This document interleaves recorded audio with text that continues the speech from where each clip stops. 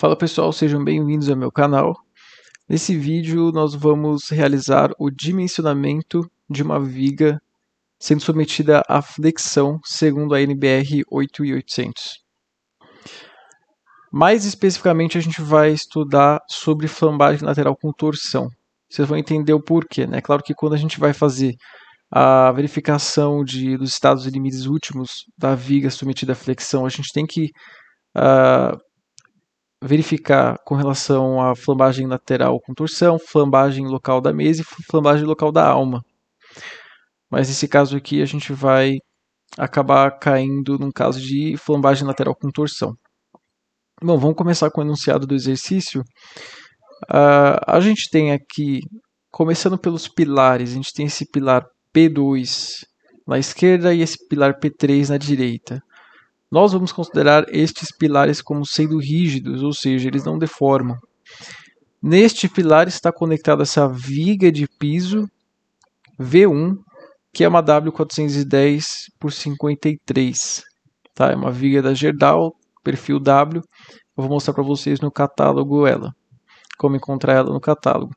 Essa viga está conectada nos pilares P2 e P3 através de uma ligação flexível, ou seja, uma ligação que a gente considera que não transmite momento fletor, por exemplo, da viga V1 para o pilar P3.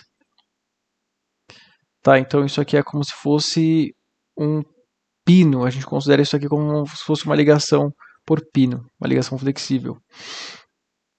Em cima dessa viga V1, que a gente chama de viga de transição, vem o pilar P1, que aplica uma carga pontual bem no centro da viga, e também tem essas paredes de alvenaria em cima dessas vigas. Cada uma dessas paredes tem um peso equivalente a uma carga distribuída de 3,66 kN por metro.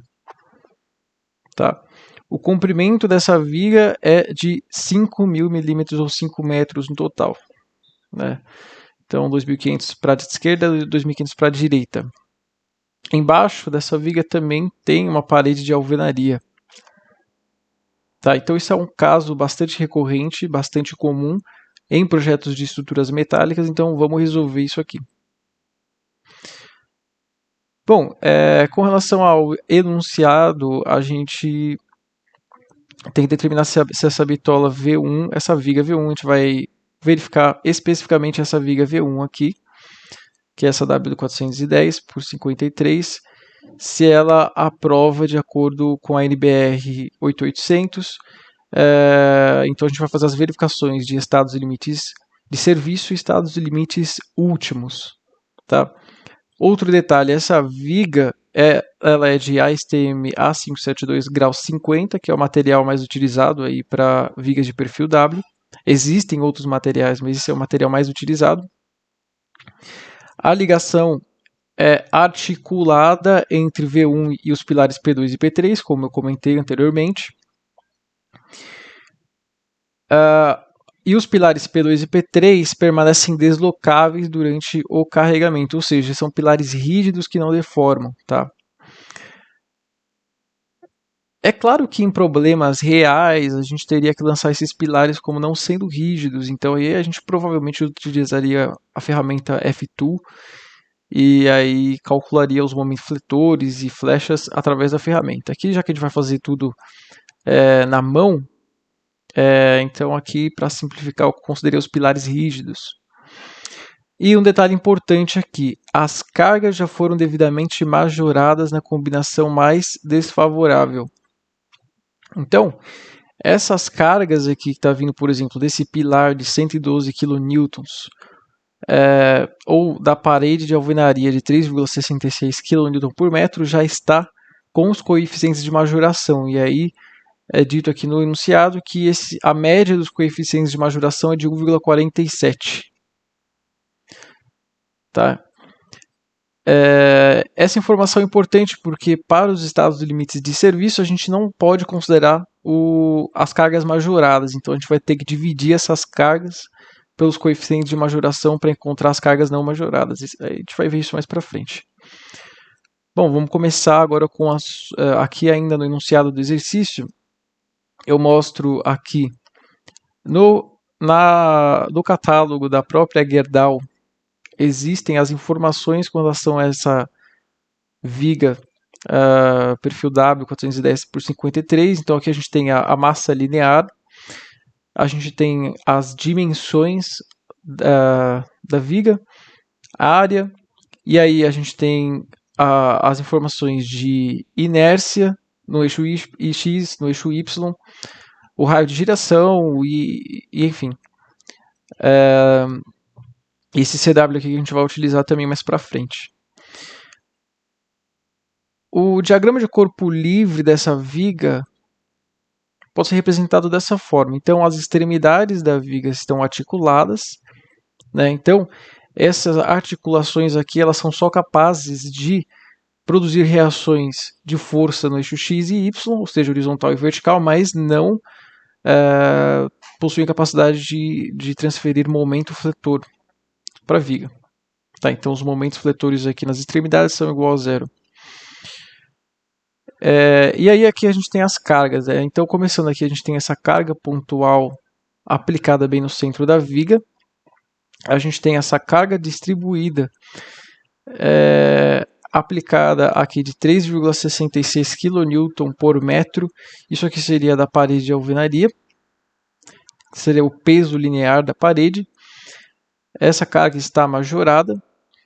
E a gente tem também essa carga distribuída do peso próprio da viga, que é de 0,53 kN por metro. Aqui na tabela está em kg por metro. Transformando em kN por metro, a gente encontra o 0,53. Só que notem que essa carga distribuída do peso próprio da viga não está majorada. Tá? Então, para o caso de estados limites últimos, a gente deveria majorar essa carga aqui em 1,47. Bom, começando aqui com o ELS, né, eu até comento aqui, ó, a primeira verificação a ser realizada é a de estado limite de serviço, ELS. No ELS, a gente verifica se o deslocamento máximo que aparece ali na viga está dentro do limite permitido pela norma de deslocamento máximo. Tá? Então, para isso, a gente tem que primeiro calcular qual é esse deslocamento máximo que aparece na viga. A gente tem uma viga com uma carga distribuída e uma força pontual no meio. Se a gente fizer o cálculo da flecha que essa força pontual no meio provocaria sozinha e depois da flecha que essa carga distribuída provocaria sozinha e somar essas duas flechas, a gente encontra o resultado de flecha total. E obviamente que essa flecha máxima da viga aqui vai ser bem no centro dela. Tá, então, olha aqui a deformada de uma barra sendo submetida a só uma carga central. A flecha máxima é bem no centro. E a deformada de uma barra submetida a uma carga distribuída. A flecha também acontece aqui no centro. Então, basta a gente somar a flecha de cada um desses dois casos separadamente. A equação da flecha no centro da viga para uma carga pontual é essa aqui. PL ao cubo dividido por 48EI. P é a carga, L é o comprimento total da viga, E é o módulo de elasticidade do aço, que no caso aqui a gente vai considerar 20.500 kN por centímetro quadrado. O I é o momento de inércia, que no nosso caso vai ser o IX.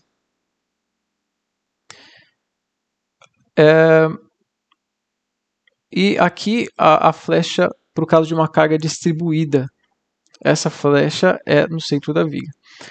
O Q então é a carga, L o comprimento, E e I a gente já sabe que é o módulo de elasticidade e o momento de inércia em relação a X. Aí eu coloco essa observação aqui que é bem importante. Flecha atuante. Observação.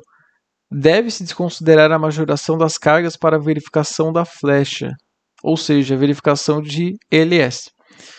Então a gente tem que dividir as cargas que estão majoradas pelo coeficiente de majoração de 1,47, que é o coeficiente médio que foi considerado ali.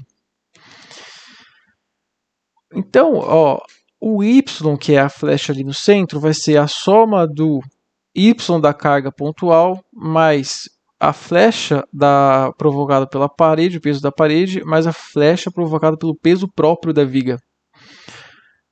Então, ó, primeiro aqui, ó, essa é a flecha devido à carga pontual. A carga pontual, que é 112 kN, tem que ser dividida pelo coeficiente de majoração para a gente tirar a majoração dessa carga, 1,47. Vezes o comprimento da viga aqui em centímetros, elevado ao cubo, dividido pelo 48 vezes EI. O E é 20.500 kN por centímetro quadrado e o IX, aqui no caso, é 18.734. Se a gente for ver aqui na tabela, aqui o IX, 18.734 centímetros a quarta. Agora o próximo termo aqui, mais, é relacionado à parede, 5Q, L a quarta. 5, o Q. O Q, como a gente viu anteriormente, ele é 3,66 kN por metro. A gente tem que entrar ali na fórmula em kN por centímetro. Então, deve-se dividir por 100. 3,66 dividido por 100 dá 0,0366. E aí a gente tem que dividir pelo coeficiente de majoração também, para não considerar essa carga majorada. Aí, L a quarta, 500 a quarta, que é o L em centímetros, e o EI. E aqui, de novo, só que agora para o peso próprio da viga. O peso próprio da viga é 0,53 kN por metro. Transformando esse kN por centímetro, a gente divide por 100 e encontra 0,0053. O L aqui eu esqueci de colocar, mas era para estar 500 a quarta aqui. Dividido por o 384 EI. Isso tudo aqui resulta em 0,58 centímetros ou 5,8 milímetros. Tá? Então essa é a flecha atuante aqui no centro da viga, para esse caso de carregamento. Agora a gente tem que calcular qual é a flecha máxima que pode atuar no centro da viga. Na tabela C1 da NBR 8800, a gente tem essa tabela de deslocamentos máximos. E aqui a gente encontra, para vigas de piso, que é o nosso caso, que o deslocamento máximo é de L, que é o comprimento da viga, dividido por 350. E ele mostra essa nota H aqui, que quando a gente vai ali no local de notas dessa tabela, a gente encontra essa informação. Caso haja paredes de alvenaria sobre ou sob uma viga, solidarizadas com essa viga, o deslocamento vertical também não deve exceder a 15 milímetros. Então a gente tem duas restrições. O deslocamento vertical máximo não pode exceder 15 milímetros e nem L sobre 350. Então, para vigas de piso, L sobre 350, no nosso caso, aqui tem que entrar com L em milímetros. O L é 5.000, que é o comprimento total da viga. Dividido pelo 350, a gente encontra 14,286 milímetros, que é menor do que 15 milímetros. Então, essa restrição prevalece. O que a gente encontrou ali de flecha foi de 5,8 milímetros, o que é menor do que o 14,286. Então, tá ok. Passou para o LS, essa viga passou para o LS, está com a flecha em níveis aceitáveis. Então o deslocamento máximo é de 5,8 no centro da viga, o que é menor do que o deslocamento máximo permitido. Agora a gente precisa começar a fazer a verificação com relação aos estados e limites últimos. Bom, para isso, a primeira coisa que a gente tem que fazer é o cálculo de momento fletor máximo que ocorre ali na peça. No caso de uma viga biarticulada dessa forma, o momento fletor máximo acontece bem no centro da viga. E ele pode ser calculado através dessa equação aqui. Ó. No caso de uma carga pontual, PL sobre 4. No caso de uma carga uniformemente distribuída, QL ao quadrado sobre 8. Nos dois casos, o momento fletor máximo acontece bem no centro da viga, então basta a gente fazer o cálculo de cada um desses casos separadamente e somar os momentos fletores, que é o que acontece aqui. Então, o MSD, SD é um índice utilizado muito na norma, que significa de momento fletor solicitante. É então o PL sobre 4 mais o QL ao quadrado, esse P é aquele 112 kN, que é a carga pontual na coluna ali no meio da viga, mais QL ao quadrado sobre 8, esse Q é com relação à carga uniformemente distribuída da parede, do peso da parede, e mais o QPPL ao quadrado sobre 4, que é relacionado à carga uniformemente distribuída do peso próprio da viga. Tá, então começando aqui pela carga pontual ali no meio da viga, 112 vezes 500 dividido por 4. Aqui essa carga, as cargas na verificação de estados limites últimos, elas devem estar majoradas. No enunciado é dito que essa carga de 112 kN já estava majorada, então a gente só coloca aqui os 112 kN, vezes o 500, que é o L, dividido por 4. Beleza, esse é o momento fletor devido à carga pontual aqui no centro da viga. Mais, agora o momento fletor devido à carga uniformemente distribuída do peso próprio da parede. Aqui a carga também já está majorada, então aqui se a gente olhar no enunciado, essa carga de 3,66 kN por metro, aqui nessa viga, como sendo uma carga uniforme distribuída, já está majorada. Então basta a gente entrar aqui em kN por centímetro, então tem que dividir por 100, vezes o L em centímetro ao quadrado dividido por 8. Agora o momento fletor devido ao peso próprio da viga é o QPP, que é a carga uniformemente distribuída, que é o 0,0053 majorado. Aqui tem que majorar, porque o peso próprio não estava majorado ainda. A gente pegou ali da tabela direto o peso próprio da viga e não estava majorado ainda. Então a gente tem que majorar aqui com esse coeficiente médio que foi dado no enunciado. É claro que se a gente estivesse fazendo o exercício sem esse coeficiente médio, a gente teria que ir procurar o coeficiente de majoração de carga de peso próprio que está na NBR 8800. É bem simples. Então aqui a gente majora essa carga vezes o L ao quadrado dividido por 8. Então a gente encontra que o momento solicitante, o momento fletor solicitante é de 15.382 kN centímetro. Tá? Então aqui a gente entrou sempre com as unidades kN centímetro, aqui vai sair em kN centímetro. Bom, aqui tem essa observação, este é o momento fletor solicitante com as cargas majoradas com fator de 1,47.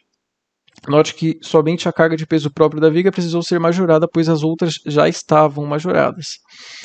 Bom, agora nós devemos fazer uma análise de esbeltez da alma da mesa e paraflambagem lateral com torção dessa viga. Para isso a gente vai usar a tabela G.1, parâmetros referentes ao momento fletor resistente.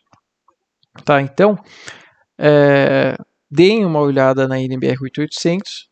Nessa tabela aqui, vocês vão encontrar essas informações, que é o que a gente vai utilizar para fazer essa verificação.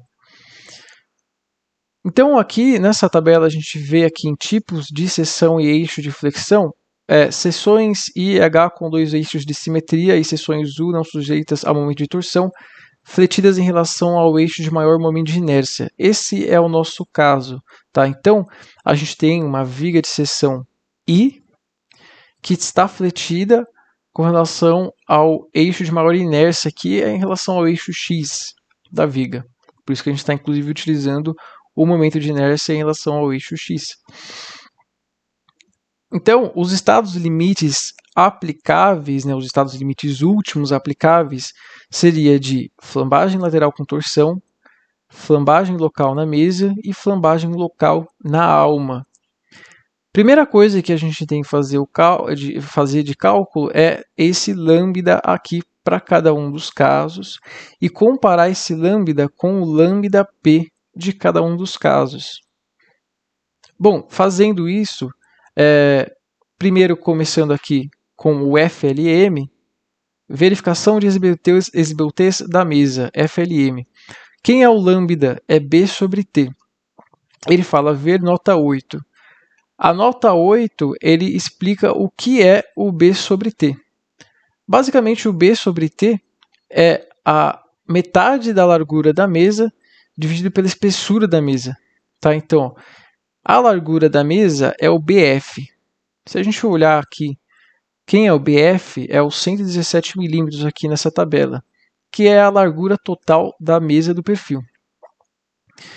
BF dividido por 2, dividido pela espessura da mesa do perfil, que é o TF. TF também é encontrado aqui como 10,9 milímetros. E aí, fazendo essa conta, a gente encontra o valor de 8,12. Agora, o cálculo do YP para FLM é 0,38 vezes a raiz de E sobre FY. E é o módulo de elasticidade do aço e FY é o limite de escoamento do ASTM 572 graus 50, que é 34,5 kN por centímetro quadrado. Tá? O limite de escoamento desse material é 34,5 kN por centímetro quadrado.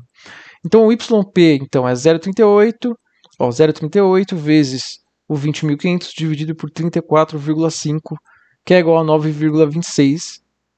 E aí a gente tem que comparar esses dois valores. Se o gama der menor que o gama P, lambda na verdade, né? O lambda der menor que o lambda P, que é o caso aqui, 8,12 é menor do que 9,26, não vai acontecer flambagem local da mesa, ou seja, esse perfil ele é compacto com relação à mesa. Então, essa é a conclusão que a gente chega para a FLM por enquanto. Agora, com relação à FLA, ou seja, a flambagem local da alma, a gente tem que seguir o mesmo racional. Primeiro, calcular o lambda, que é o H sobre TW.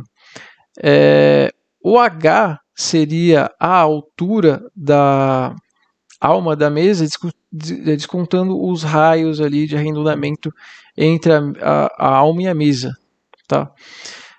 Então, o H é essa altura da alma, descontando os raios de arredondamento entre a alma e a mesa.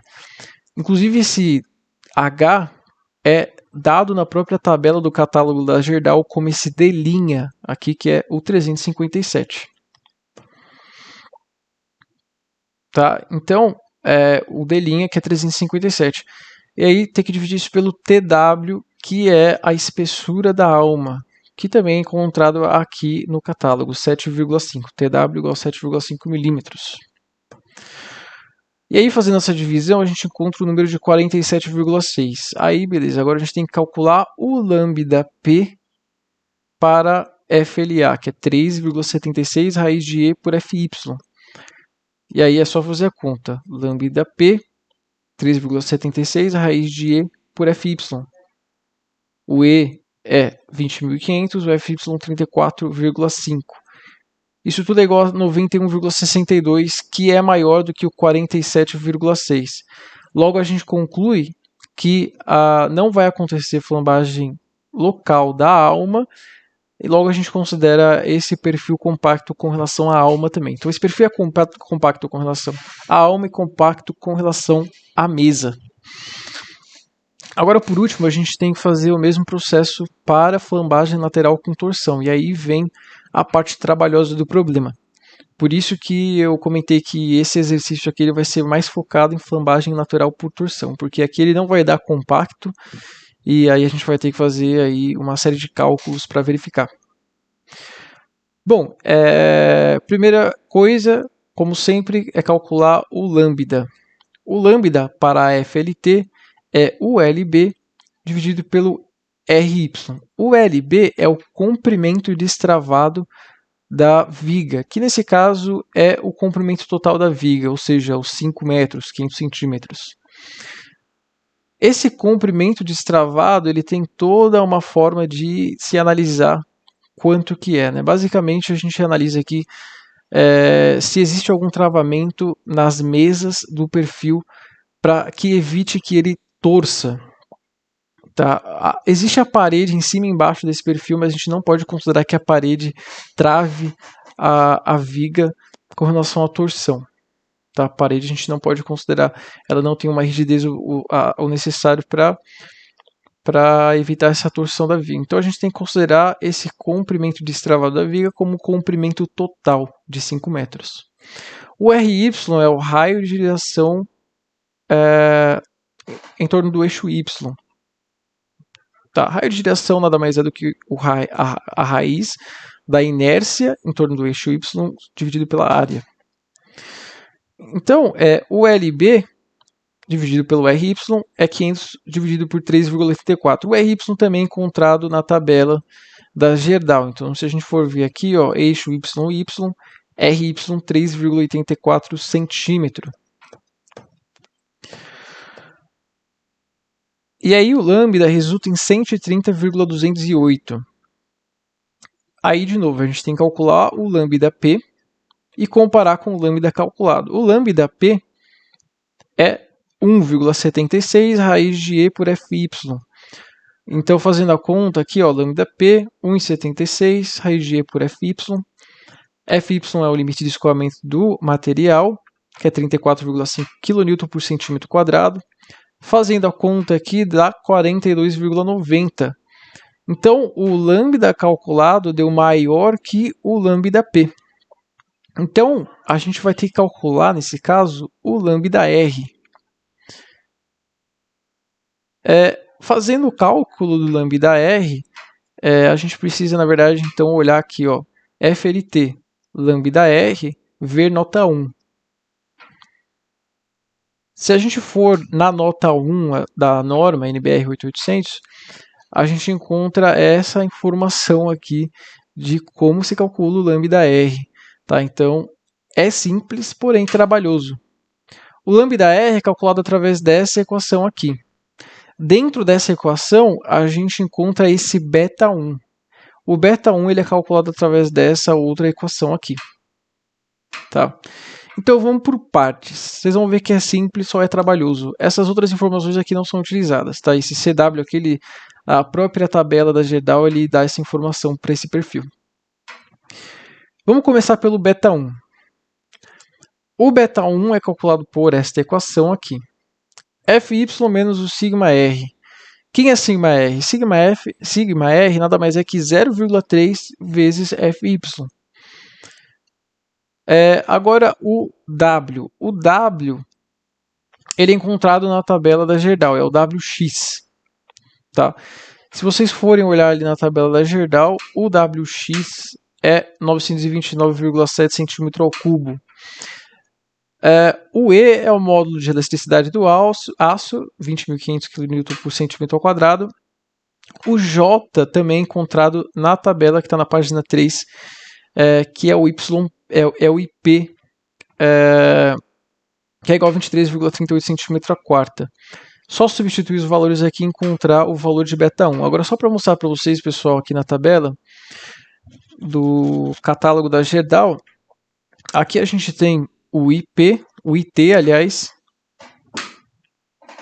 O J é o momento de inércia polar, né? E ele é encontrado aqui nessa tabela como IT, tá? É outra nomenclatura, que é esse 23,38. Já mostrando para vocês, o CW que vai ser utilizado ali em alguma conta, é esse valor aqui que também é encontrado aqui, que é 387.194 cm². O WX, que também foi utilizado ali, é encontrado aqui 929,7 cm³. Bom, deixa eu voltar lá. Então, o beta 1, basta a gente substituir esses valores e encontrar o valor de 0,047. Agora, depois de calculado o beta 1, a gente pode calcular o lambda R. Tá? O lambda R é calculado através dessa expressão aqui. Tá? Então, 1,38 vezes raiz de momento de inércia em relação a y é encontrado na tabela da Gerdau. O J, que seria o IT, que é encontrado na tabela da Gerdau também. O raio de giração em torno de y também é encontrado na tabela. O J, que é o IT. o B1 a gente calculou. Aí aqui dentro tem o CW, que é encontrado também na tabela, que é igual àquele 387.194 cm². O beta 1 de novo aqui, e o momento de inércia em relação a y. Substituindo todos esses valores aqui, a gente consegue encontrar que o lambda R é igual a 122,65. O lambda que a gente calculou era 130,208 e é maior que o lambda R, que é 122. Então a gente conclui que essa viga para flambagem lateral com torção é considerada uma viga esbelta. Tá? Aqui, pessoal, só para vocês entenderem melhor o que foi feito.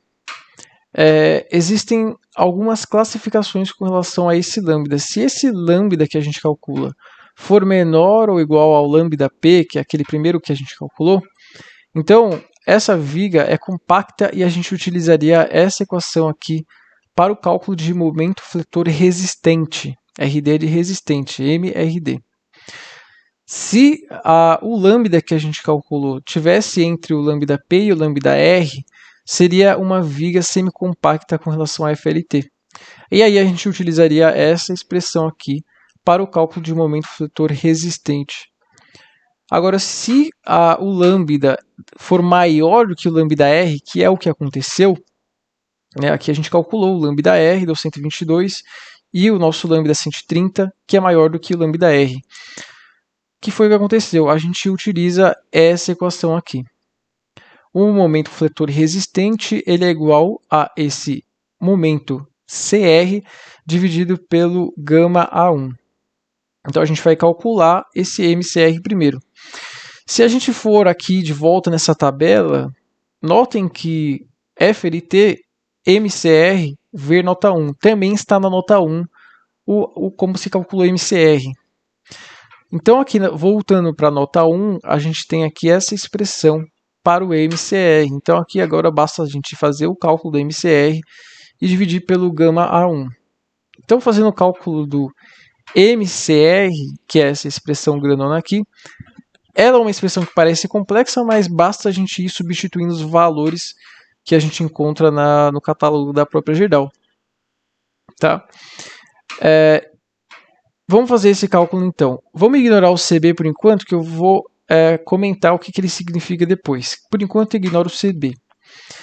Então, aqui a gente tem π ao quadrado, que é o 3,14 ao quadrado, e módulo de elasticidade, que é o 20.500, e y, que é o momento de inércia em relação a y, que é encontrado na tabela 1009, LB, que é o comprimento destravado da viga, que é o próprio comprimento total da viga, 500 ao quadrado, aqui está em centímetro, raiz de o CW, 387.194 encontrado na tabela também, o y de novo, o J é o momento de inércia polar, que é o IP encontrado na tabela também, LB 500, que é o comprimento destravado, e o CW aqui de novo. E aí a gente encontra que o MCR é igual a 20.162 kN vezes centímetro. Agora só comentando aqui, pessoal, esse CB, ele é o fator de modificação para diagrama de momento fletor não uniforme. Tá? Então esse CB aqui é um valor que a gente pode calcular e que não é complexo, que é para considerar o fato de o momento fletor ele não ser uniforme. Tá? Então aqui esse cálculo ele considera como se aquele momento fletor máximo fosse uniforme em toda a viga, o que não é verdade, né? Existe um perfil ali, os momentos fletores nas articulações são igual a zero e no centro da viga é um valor máximo, e entre esses valores a gente tem uma curva. Esse CB é um fator de correção, então, para considerar que o momento fletor ele não é uniforme. Sempre pode-se considerar o CB igual a 1, e aí a gente vai ser mais conservador no cálculo considerando esse CB igual a 1, mas se a gente fosse fazer o cálculo desse CB, que não é o caso aqui, a gente encontraria um valor aí maior do que 1, ou seja, o nosso MCR seria multiplicado por um valor maior do que 1, então o nosso MCR seria um valor maior, né? Então, considerar o CB igual a 1 não tem problema nenhum, a gente só está sendo mais conservador no cálculo. Tá. Bom, aí o momento fletor resistente é calculado através do MCR dividido pelo gama A1. Esse gama 1 nada mais é do que um coeficiente de minoração de uma resistência. Ele pode ser encontrado aqui na tabela 3 da NBR 8800, valores de coeficiente de ponderação das resistências. E aí a gente vem aqui para aço estrutural, escoamento, flambagem, instabilidade, gama 1. Aqui combinações, sempre usa normais, né? Muito difícil você usar esses especiais de construção e excepcionais. Na maior parte dos projetos aí de estruturas metálicas se utiliza aqui combinações normais. Então a gente encontra aqui o valor de 1,1. Então basta dividir o MCR por 1,1, a gente encontra 18.329 kNm. Gente, a gente calculou o momento fletor solicitante lá atrás como esse valor aqui, 15.382.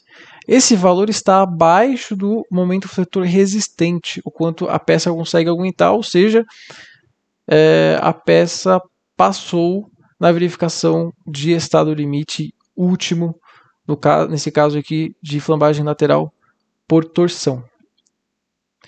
E essa peça passou com um aproveitamento de 83,9%, ou seja, esse valor dividido por esse resultou nesse aproveitamento de 84%, o que está bastante razoável.